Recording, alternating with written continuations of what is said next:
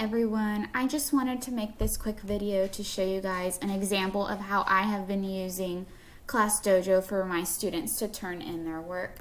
So here is my computer screen. I'm logged into ClassDojo, and I share ClassDojo with Miss Salcedo. So here's my class and her class. So when I click on my class, it takes me straight to my classroom. And where I have been putting my assignments is under portfolios. So if you click under portfolios, you have your activities here. So every week I go in and I create an activity.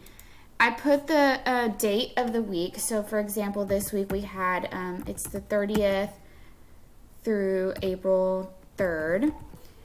And then here is where I copy and paste from what I have in my peak of the week for the final product options.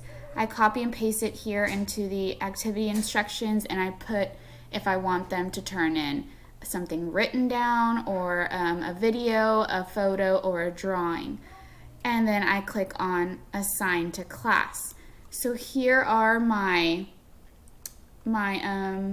products for this week, and you can kind of see here 2 out of my 23 from this class have turned it in. If it has like this little bell at the top, it's because I haven't approved it yet. I can click on it and look it over, check it. I can write a comment here in the comment area, and once I approve it, it will go directly into their portfolio. If I want them to check something or go back and re-look at what the question was asking, something like that, I can write a comment and return it as a draft, and they will get a notification saying they need to go back and check it, and then they can submit it again and I can approve it at that time. So I could also look at it to see who's turned what in by going into the students. So here I have everything that this student has turned in to this day, and it stays in his portfolio. So here I can see, he has been working and he's been turning his stuff in. I can see that, he turned in some math stuff, some reading stuff, and go back and check that if I need to.